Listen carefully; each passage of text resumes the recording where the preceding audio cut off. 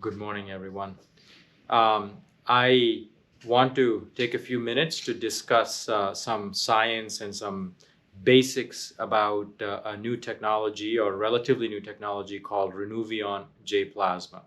This is a technology that has been around for 4 or 5 years now, and I also have been using it for about a year. And the technology that is called Renuvion J plasma is something that I use for skin tightening. So one of the things that I do a lot of is face work, face lifts, neck lifts, noses, eyes, things of that nature. Not everybody wants to be a candidate, is a candidate, or wants to do surgery for various reasons. So, but they still want to do something to improve their appearance for, maybe some jowling, maybe some loose neck skin. Just want to make things look a bit tighter, and they want some solution. So for that gap of people that are in that category, we need to offer a solution, and this could fit in that, so in that area very nicely. There's also another category of patients who, after a facelift is done, maybe 2-3 years later, may have a little bit of looseness that develops because the skin just can't hold tension forever. So when they loosen up and they say, well, can we just do a little tweak? So instead of doing any surgery, something like this can also be beneficial. So it's a good option for patients who don't want surgery, or they're not ready for surgery, or they can't afford it for whatever reason, many reasons. And another category is for post-op minor tweaking for precision, for making it as good as possible always, right? So those are two categories. So what is actually done in Renuvion J plasma technology? So this is actually the device, okay? This is the probe, the hand probe of the device, which is looks like a long, thin, blunt probe. It's blunt. I can't open it because it's a sterile new one. And this is inserted underneath the skin. So I'll show you. If you have skin, the surface of the skin, and underneath the skin, I'm going to represent fat cells as these varying sizes of particles or cells, basically, underneath, okay? Like that. And then deep under there, there'll be muscles, and deep under there there'll be bone. So all of this is something we're not going to touch, obviously, in skin tightening, right? So here is where most of the work is done, in this area right here. This is the surface that you touch, the surface of the skin.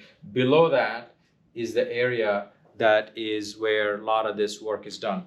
So let's kind of talk about this part where some people have this to be very thick. They could have thickness all the way down to here. Some people are very thin, and they may only have this much because they're very thin. So this degree of fat underneath the skin could vary from person to person. That could be the same in the neck. It could be the same in the arms. It could be the same in the belly or the legs.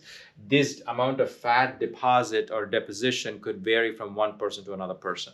So when somebody has very thin skin, they don't necessarily need any fat removed or contoured or liposuction, so we don't do that in those patients. However, in some patients who do have a lot of fat, before doing any skin tightening, we put a liposuction cannula deep underneath the skin, not very shallow under the skin, but deep underneath, and maybe evacuate a certain portion of that fat and remove it. So now when you remove it, all you'll have is, a thinner layer of fat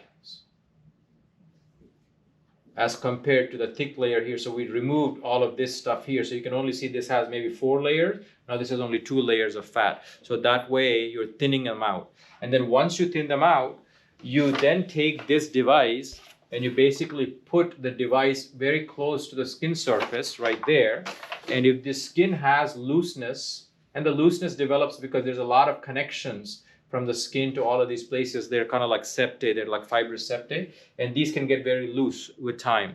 And when you put this probe emits a big, like a field of energy called plasma energy, and it has all of these, radiating spokes of energy basically that emits out of that end of the probe, and that goes and attacks or, kind of interferes with the septum.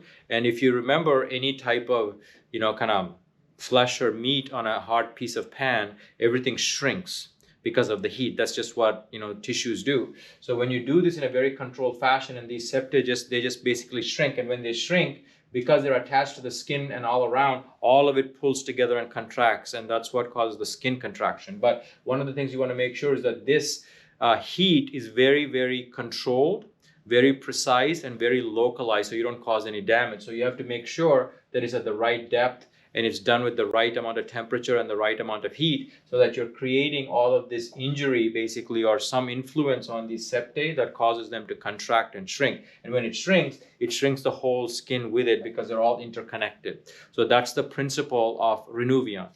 An important thing to remember here is, a lot of people ask when you do liposuction, because a lot of times when I do Renuvion J plasma, you have to remove a little bit of fat in, maybe 50-70% of the people. But important thing when you do that is, it's not so important how much fat you take out. It's actually more important what you leave behind. Very critical, because this skin needs a little buffer. They need some platform, like everything needs a platform to be strong, right? A house needs a roof, but it needs a foundation. Anything needs some foundation. So you have to leave some degree of fat for the skin to be nice and soft and supple. Because if you take all of these out, and just imagine, like from here going to here, if I take out too much fat and all that's left is there, you can almost imagine the skin becoming very, very unsupported. You get all this dimpling and wrinkling and all that happens, which shows up after you heal, because when you are undergoing the procedure, everything is swollen, looks nice and tight. And if you apply some shiny oil or something, it looks even better, which is what you see on Instagram a lot of times, right?